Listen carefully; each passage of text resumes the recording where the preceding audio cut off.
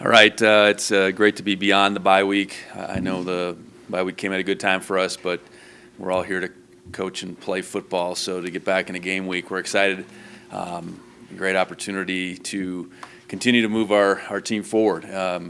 Cal Poly is a team that I think we've seen real improvement. We didn't play them last year, and credit to Coach Wolf and their staff for continue to take the steps. They've been awfully competitive in the conference season to this point. They've been on the road a whole bunch. They've only played home 2 out of 7 games, so I'm sure they're excited to get home. But an opportunity for us again to see where we can go. I think that's the biggest thing. We used the bye week well. Healed some guys up, but for the most part, just really had the guys say, what do we need to do to get better individually, and then collectively as a team. I think we made those steps. We got out and did a little bit of recruiting. And I think everybody came out of the week pretty well charged up this morning. So excited about it. I know in Cal Poly, you're looking at again their conference season in particular. They've started fast. That's been the most maybe impressive thing. They've got themselves in position to be awfully competitive. They won at Sacramento, lost a close game against Davis, and then until that thing got away from them at the end in Missoula, they were right there. They've played a couple quarterbacks, and I think that's something that has probably been challenging for them. I think their intention is to play Diefenbach, the redshirt freshman transfer from Pittsburgh, but they've also been able to go back to Bo Kelly, who's been, it seems like he's been around for a while, and both played in the Montana game. So I would anticipate that they'll go in with the order of business, but I know we got to be ready for both of them. They certainly have one of the better receivers in the league, in Briscoe, and then defensively, I think that's just where you see continual improvement. They've been real steady on that side of the ball, and they've created problems for teams at the same time. So with that, I'll open it up, and again, excited for the new challenge in front of us.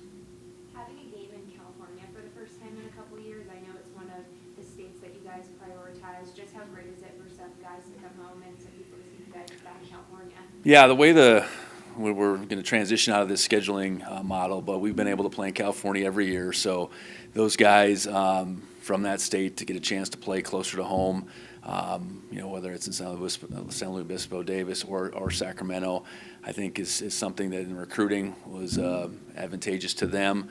We have guys from kind of all over the state, more southern than northern, so this is the most southern of the 3 stops. So I know, it's exciting for them, and as the conference continues to transition more south with the addition of Utah Tech and Southern Utah, there's a couple more games that are closer to home too. You lose Sacramento, but you gain 2 that are down that way. So I know for them, not only getting a chance to play back closer to home, but then I'm sure play some guys they grew up playing against is exciting. Now that you guys had the bye week to kind of reflect, I guess specifically for the secondary, how much have they grown since the beginning of the season, and kind of what were the biggest takeaways from the Idaho State game? Yeah, I think a significant growth. And 7 games in now, I think it's an experienced group where we started the season with, I think, a group that we saw as talented but very inexperienced. And that Idaho State game, was going to be a challenge. They were going to be able to do some things. I know they hit the one long touchdown that really wasn't the secondary's fault. We were supposed to be underneath that route a little bit better from a linebacking perspective. They hit a couple more, but I thought they kept their heads about them. We eliminated the run game and made them one-dimensional. I thought we rushed the passer pretty well, sped his clock up quite a bit. The number of times he had to throw the ball away, reflected in that more than, obviously the sack numbers. But, I think it's a group that's continuing to gain confidence. And also just a pretty resilient group. I think that's the one thing you worry about when you got younger players is just how much will they carry one play to the next. And I think our coaches have done a really good job of those guys living in the present, being able to correct mistakes, move on from success at the same time. Speaking of the secondary, Tim Thomas played a good amount, especially early in that game. What's kind of been the biggest reasons why he's been getting more playing time? Well, with Taki being down, Tim gained some traction. Obviously, as of late, but it more happened through that first month. He was actually on the scout team a little bit. But Taki, going down created an opportunity for us to continue to look at Tim. And then with JJ going down and not being available at Northern Arizona, again, more opportunity for him. And I think now we're positioned where Tim's played in 4 games. I think we'll move ahead and just keep playing him at this rate to get him more involved with special teams. So it was opportunity. It was Tim taking advantage of the opportunities, mostly on the practice field, to again gain the coaching staff gain confidence in him. And he had a couple plays in that game that went against him, but I think that's part of growing. He had the penalty and then the scramble touchdown. The guy got away from him, but I think we see a lot of ability and a pretty good maturity about him. So I think we'll continue to see more and more of Tim as we go along. Yeah, with Taki, do you have any update on what his status is? Well, I want to see how this week goes. He's kind of right in the sweet spot for return to activity. Now, does return to activity allow for him to return to play? I think we'll have to see how this week plays out. He's going to be on the plane either way, so we can continue to utilize this full week. But I think he's worked real hard. But again, this stretch, the return to activity and return to play, and how long that transitions, we'll just have to see as the week goes along. I guess speaking of that, any other updates on the injury front? Yeah, we're really very healthy. Looking at our team, I know Hunter Providence was available but didn't play. I think an extra week off for him has been good. Otherwise, we didn't really pick anything up new in that week that's going to keep anybody out this week. So, Taki's return, I guess, is yet to be determined. But otherwise, considering we're 7 games in, we're pretty dang healthy. And then you being named to the D1 rules subcommittee, just any comments on that? Yeah, it'll be interesting. I know Aaron Best has represented our conference for quite some time. And I said Coach Tom Wistersill, Commissioner Wistersill, reached out to me back in August to just gauge my interest. I think Aaron's done his time, I guess. He's served his term. So, I think our game is ever-changing. And, the rules, the adjustments, continue to need to be made from year to year. So to be a part of those discussions will be, an interesting opportunity. And I know one that, I don't take lightly. I think, the coaches who represent our profession and hold up the game, it's a very important task. And Coach Bull, who I worked with for quite some time, is the executive director of the AFCA, and I know that's from his position on down. Those that get an opportunity to serve on committees, it's very important. Was there anything you mentioned Coach Best kind of being at the end of his? Was there anything else about the timing that you especially like to join it now? No, I don't know why exactly Tom asked me, but he did, and I obliged. And then the indoor practice facility, I know you guys have been kind of in and out of there the last few weeks. Just how was that? It's been great. Yeah, I think the intention of that facility is year round, but as we're getting past mid-October here, and we're certainly in the fall, winter's around the corner. I think to be able to utilize it potentially on a daily basis, we've been in there out of need on a couple cases where we had rain, and we've mixed up our use based on just wanting to start in there. We start really early on Tuesdays and Thursdays, starting before 7 a.m. essentially. So to even start our walkthroughs and our stretch and our individual work in there has been really beneficial. So we're in a different place as far as just our ability to prep and kind of be both in and out, and we're still going to play outside in this weather. So our a lot of our work will still be outside no matter what. But a week like this where we're going down to California and going to be playing in at game time maybe in the 70s, and it'll creep down in the 60s to be inside a little bit, I think is helpful. With Neil coming back last week, what can you kind of just say about the depth of the linebacker room and now kind of that 3-man rotation with Yeah, and it's really still getting five guys some time. So, I think Neil, getting him back, he certainly flashed on that one short yardage play in particular. I think, Bryce has continued to elevate his game. Cole, I think the same thing every week. He's getting a little bit better. So in those three, maybe if you call those the three primary rotators, I think we have a really good group. And then the continued growth of Ryan Correa and Xavier is been critical. So I think it allows Coach Owens to challenge those guys first and foremost. That we have guys that can play 5 for 2 spots. Don't assume anything. And certainly from a health perspective, if one guy were to go down, I think we feel much differently now than we did when Neil went down back at Oregon. So, the progress of that group, maybe different than the secondary, but has really it has been a great thing for this team. With Cal Poly's offense, I know you've faced teams that have multiple quarterbacks before, but just with Diefenbach and Kell, I guess what have you kind of seen from those two this season? Yeah. Well, I'd say this. We saw Diefenbach against San Diego, and I was really impressed. That you're just watching him on the other team as we're preparing to play San Diego, and so much so where did this guy come from, and then you see that he was a transfer and all that, and he threw the ball really well that day, ran around. Then you get back into looking at them this week, and you see that he went down against SFA. They ultimately go to Kelly. They had another guy in between that they went to initially in that game. I thought Kelly really played well against Sac State and UC Davis. 2 games, they won one, and they were highly competitive against Davis. And they go back to Diefenbach against Montana, and they end up playing them both. So I'm sure it's a kind of an unsettled position for them a little bit. I think they both bring different things to the table.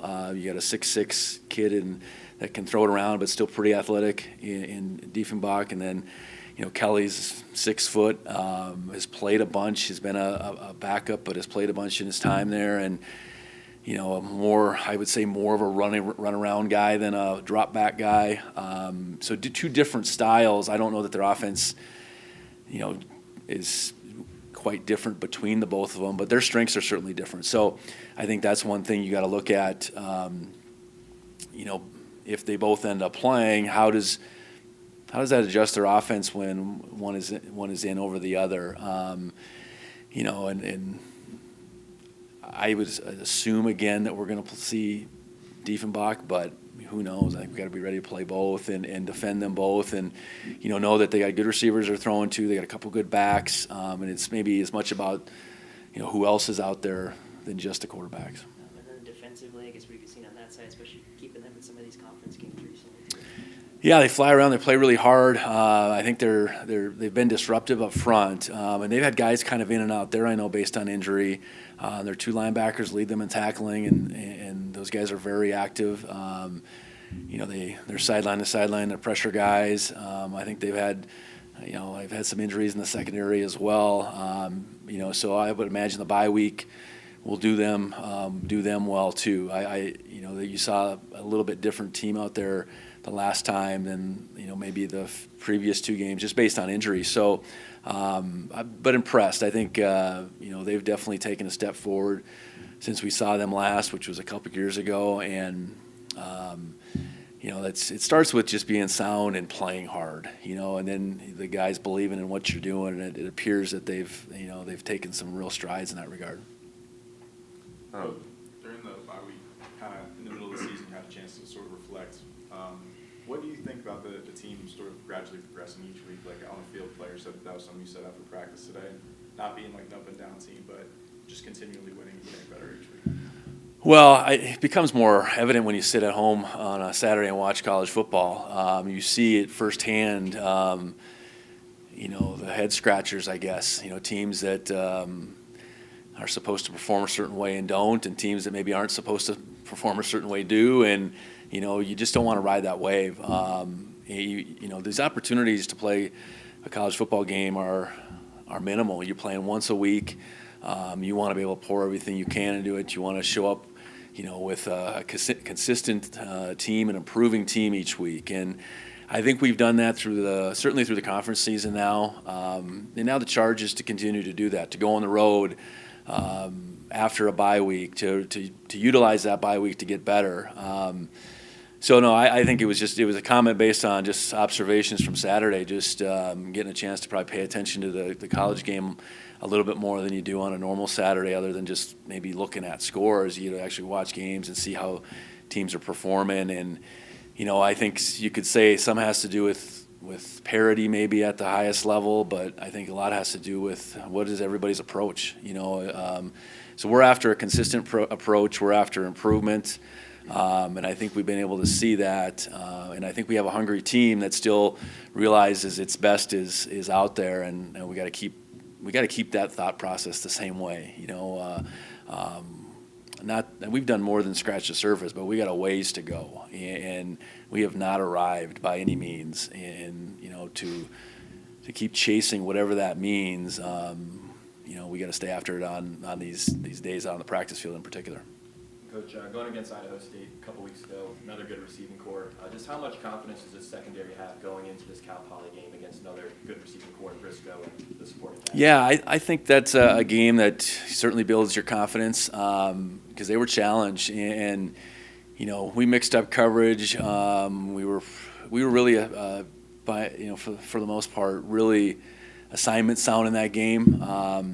With the secondary in particular, I know.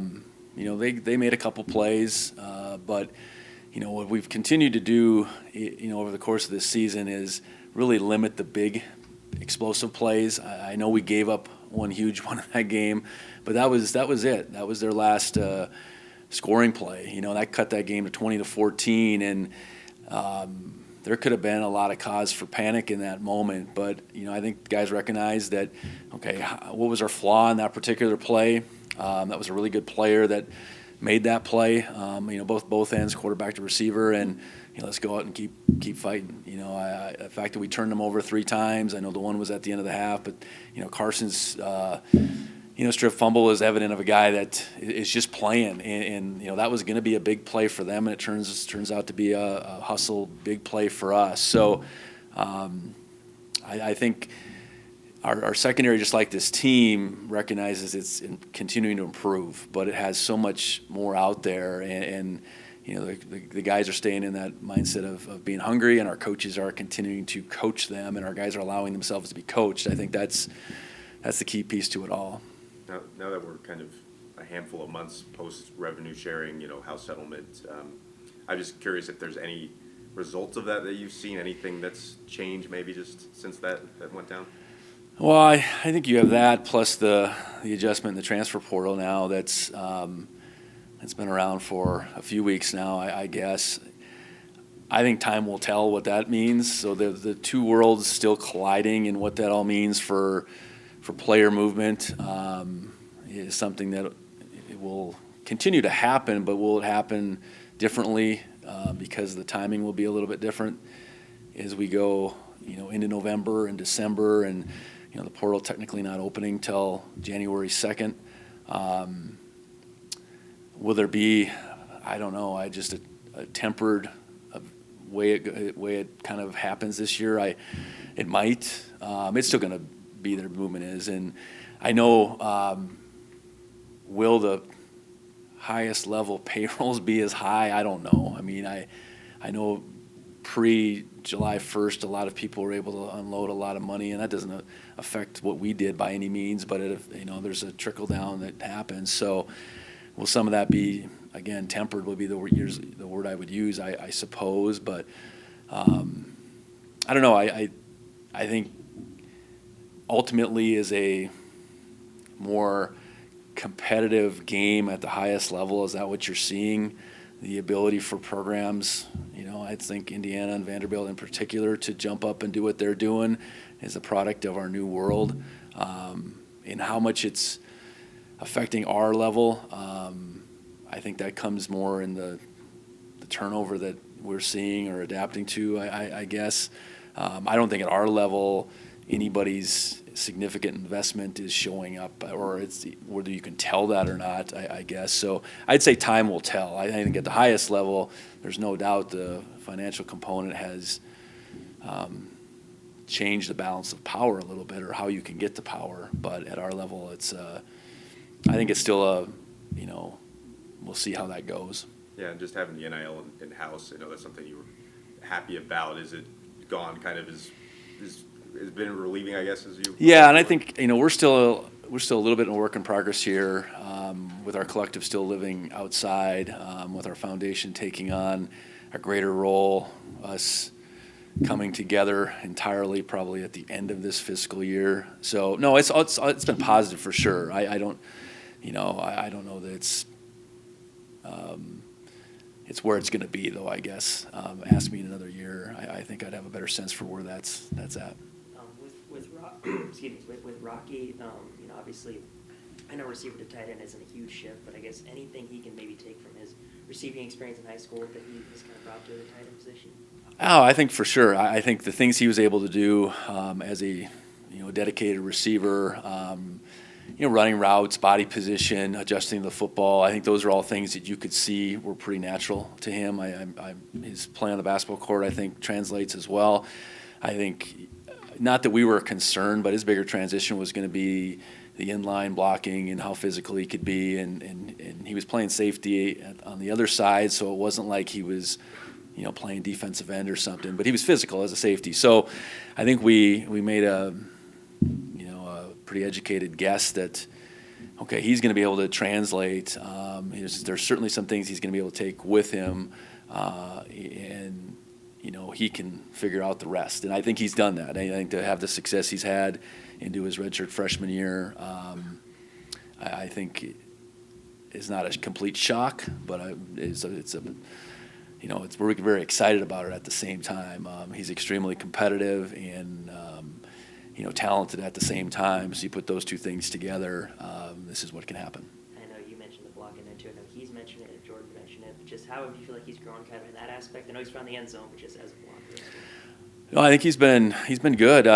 He whatever he's put on, it's been probably close to 30 pounds. And that's just not weight. That's a lot of strength and being athletic and being able to bend his knees and snap his hips, all those things I think were there. It's just, okay, the strength and the weight would have to come, and there's still a lot out there for him, but he's worked really hard, and again, that's something that we were more than hopeful. I think we counted on he was going to work really hard. He was going to become something along the way. It's probably happening maybe as fast as it could have.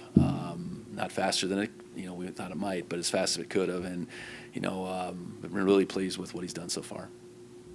Coulter, what's on your mind? Hi, Coach. Can you hear me okay? Yes. You mentioned just the progressive consistency. From just a mental perspective, how much focus does that take for a collective group? Well, that's certainly one of our key words. So key themes is focus, and let's put intense focus in front of that. The word intense. I think it's something we got to work at. I think we got to be reminded of it on a pretty daily basis. Whether it's in the meeting room, being locked in, if it's in the weight room, being dialed in. Certainly on the practice field, because you got to just show up on game day and think you're going to all of a sudden be this focused version of yourself. It doesn't work that way. So I think really challenging this group over and over again about what that means within their position groups, but then even themselves being able to hold each other accountable, and really clearly living in the moment. It requires all of that. So it's something that we talk about quite often, and I think a lot of it's reminding, I guess, but I think our guys understand that without focus, we are going to ride this wave that we just can't afford to ride. You mentioned just watching other college football, and it's so true how much there seems like there's so much parity, and I wonder if there's so much hype that goes into that too, right? Like you get overhyped, you start believing your own hype. You guys are one of the most hyped teams in the FCS, but you guys seem to be able to manage that well. So how do you go about doing that element? How important is that to you as the leader?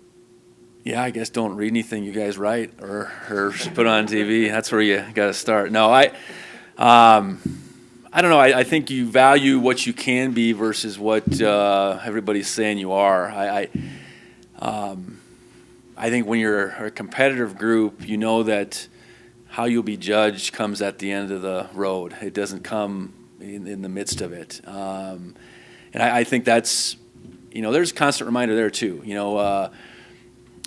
Beginning of last week before we played Idaho State, I said, guys, we have not arrived. So if any of you think we arrived by going down to Flagstaff and winning that game, we have not arrived. So I think I think we got a group that, again, I said it before today, it's very coachable, and they want to be coached, and they want to become their best. And, that's a constant battle to have them think that way. It's something you hopefully in recruiting you find guys that, are super competitive, see that, what they are now is a far cry from what they can become. And we are not perfect in that regard, but I think for the most part, we have this group of really hungry guys that they don't believe the hype, I guess. And maybe with our youth, there's a group of guys that's naive too, that doesn't even, I don't know, I haven't been around long enough to even know what that means. So, no, I think we got a really good group of older guys that have learned more and more how to be vocal and how to get guys, maybe how to recognize when guys are getting out of their element a little bit too. So, the credit goes all over the place. I think, Coach Heron in that weight room on a daily basis, our older guys on a daily basis, our position coaches, everybody kind of thinking and speaking the same language. Now, Paulie, the center of their defense seems like a really strong point. The D tackles, the inside linebackers. So how much is that popped out to you on?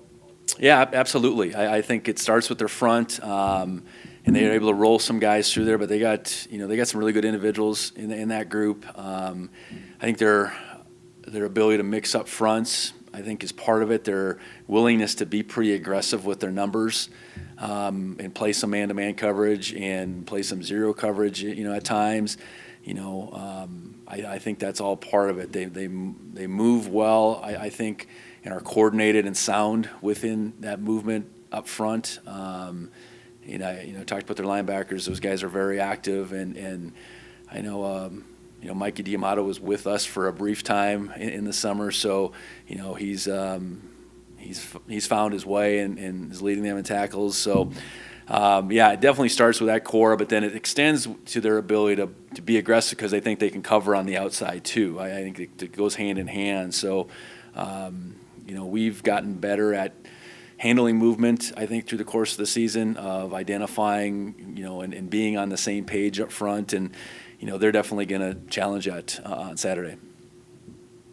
Diamato particularly, what do you think he does well? I think we saw him as a strong safety. So we saw him as a guy going back a couple of years that could run well, that was physical, very physical. And, like for him making the transitional linebacker over the course of time here doesn't surprise me. That might have been something, had he been here, that would have happened. But he's just, and he was a really smart, intelligent player too. And again, he was only here for a couple weeks in the summer, so it's not like we saw it all. But I think in that short time, he made an impression. And, he chose to take his route to junior college and all that. But, physical, smart, can run, all those ingredients for a really good linebacker.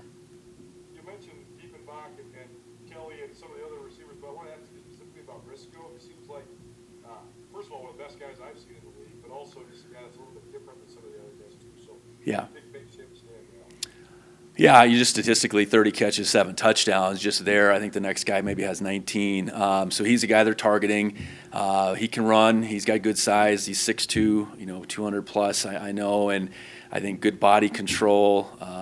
So all the types of things they do in their passing game, whether it is more of the play action down the field shot, he can be on that end, trying to match him up on the inside and run a fade. Their screen game to the receivers, I think, is very effective. And it's not, they don't all just go to him, but, when they do go to him, he can catch it and go. and doesn't miss out on too many opportunities. I think that's the thing. He catches the ball well, and he's not quite as big as the last two guys we saw at Idaho State, but he's of that bigger type that you better be ready to go physically when you match up with him. And I just talked to Titan, but he was talking about just the gelling of the offensive line, and I know that's something you've been talking about for weeks, but it seems like that they are now, a cohesive unit that has 7 or 8 games underneath their belt. So, can you just talk about that part of the football team? Yeah, there was just a lot of new there, and talent and experience, but a lot of new, and that's really everybody. With the exception of Burke, who wasn't there at the beginning. Burke's the only one playing the spot he played last year of the returners. So, that was going to take some time, whether it's the technique of Titan moving inside. I think that's been an adjustment for him that I think he feels like, okay, he's kind of taking that step now. Certainly JT snapping the ball and what that means and directing everything. Cedric moving to the other side and what that means being on the right side versus the left. Certainly Braden learning to play, where he's still probably giving up some weight, but is that, using his athleticism, using his length consistently. And then, I think the adjustment of how and what it means to play next to a particular guy or two guys, and how that can vary, and just who has to be the communicator, how that communication goes. You're working double teams. How does that work with one guy, over another? And then all that being said, you're being coached by a new guy that, I think it's been really good, but that in itself is an adjustment. So I think the new is gone. We're 7 games in, but the new was there, and it did take some time for everything to, I would say, come together to gel, like you said. So there's still some out in front of us, though. At the same time, we're not, we have not hit our peak there, but I think we've continued to play better and better, and given our backs better opportunities as the season has went along, protected our quarterback better, and at the same time, I think that group knows that there's better out in front of them too. That's one for me, just having 2 of your captains as anchors of that offensive line, how much does that just help be a steady force as they grow? No, I think that's important. It doesn't happen every year where you have a captain that's an offensive lineman. So to have one and now 2, I think is important. I think that group, it's got the most guys for one. So your reach is different in that regard. But I think the level of respect a veteran old lineman can command. The hard work, the dirty work. All those things, the selflessness I think an old lineman possesses just by nature, I think that's really important. And then you sheer size, you got a couple of the bigger dudes that are your leaders. I think that matters too. And I think both JT and Titan have gone through so much to get here. I think their ability to talk to younger players, guys going through injuries, I think both of their willingness to express their appreciation for where they're at in their careers, being here. I think those 2 are pretty weathered as far as their experience here, and I think their willingness to speak to that, and again, their appreciation for being in this position. I think that's so critical to what they're able to bring to this team.